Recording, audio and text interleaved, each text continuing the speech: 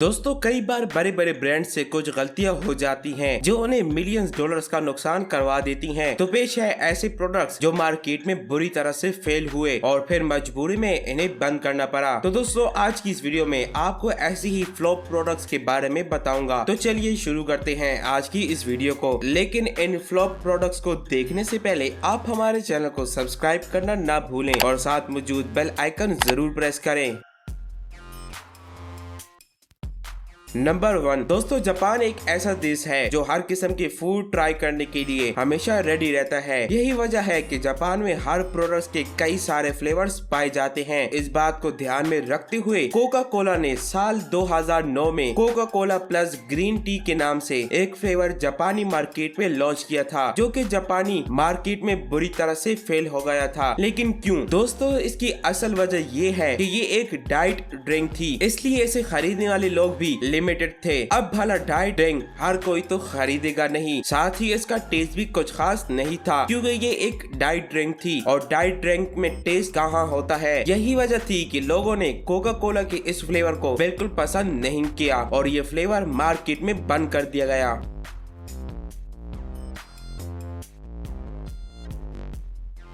Number 2 दोस्तों, इससे पिछली वीडियो में आपको फिश ओरियो के बारे में बताया था। ओरियो का एक ऐसा फ्लेवर जिसमें बिल्कुल फिश जैसा टेस्ट है और वो फ्लेवर मार्केट में फेल हो गया था। बिल्कुल उसी तरह से ओरियो का एक और फ्लेवर भी है जो कि मार्केट में बुरी तरह से फेल हो गया था। वो फ्लेवर था वाटरमेलन फ्लेवर। मगर आखिर क्यों? आखिर ये फ्लेवर मार्केट में फेल क्यों हुआ? अब ऐसा नहीं था कि इसका फ्लेवर बिल्कुल अच्छा नहीं था, मसला ये था कि इसका टेस्ट पूरी तरह से आर्टिफिशियल था। मतलब तरबूज के फ्लेवर वाले इस ओरियो को बिना तरबूज के ही बनाया गया था। जी हाँ दोस्तों, तरबूज का इस्तेमाल ही नहीं हुआ था इस ओरियो को बनाने में, बल्कि केमिकल के इस्तेमाल से तरबूज के इस फ्लेवर को बनाया गया था और यही बात लोगों को पसंद नहीं आई और ये मार्केट में फेल हो गया।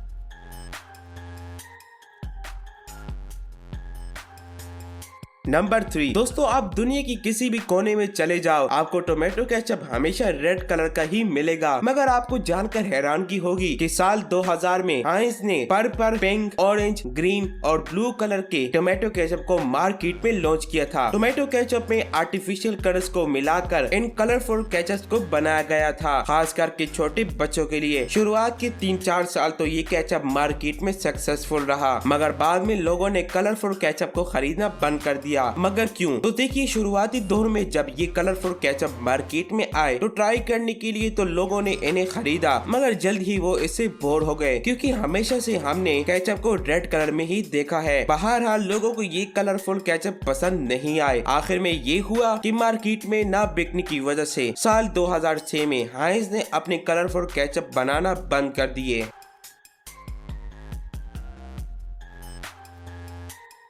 नंबर 4 दोस्तों, दुनिया भर में पेप्सी की अलग अलग फ्लेवर्स मार्केट में अवेलेबल हैं, मगर आपको जानकर हैरानगी होगी कि साल 1889 में पेप्सी ने पेप्सी AM के नाम से एक ऐसे फ्लेवर को मार्केट में लॉन्च किया था जिसमें नॉर्मल पेप्सी के मुकाबले में 28 गुना एक्स्ट्रा कोफेन था, जो मार्केट में आते ही बहुत बुरी तरह से फेल हो गया। मगर क्यों? तो आपको बता दूं कि पेप्सी ने पेप्सी AM को इसलिए बनाया था कि ये फ्लेवर कॉफी की जगह ले सके, मतलब लोग इसे नाश्ते में इस्तेमाल करें, इसलिए इस पेप्सी का नाम पेप्सी AM रखा गया था। मगर लोगों को पेप्सी का ये आइडिया बिल्कुल पसंद नहीं आया। भला कौन सुबह सुबह पेप्सी पीता है? लास्ट में ये हुआ कि पेप्सी को इस फ्लेवर को सिर्फ 1 साल के अंदर बंद करना पड़ा।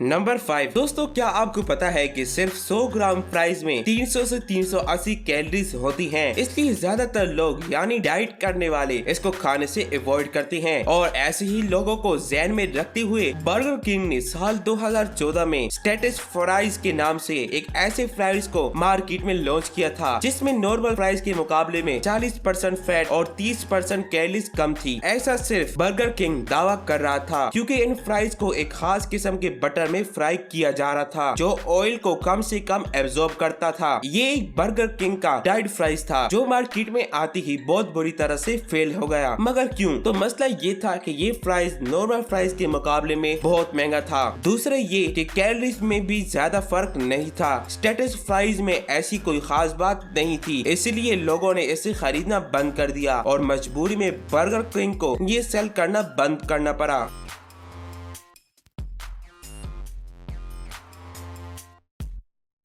तो दोस्तों, उम्मीद करता हूँ कि आपको ये फ्लॉप प्रोडक्ट्स की वीडियो पसंद आई होगी। तो मिलते हैं किसी और नेक्स्ट वीडियो में। देखते रहिए हमारा चैनल इसरार फैक्ट्स।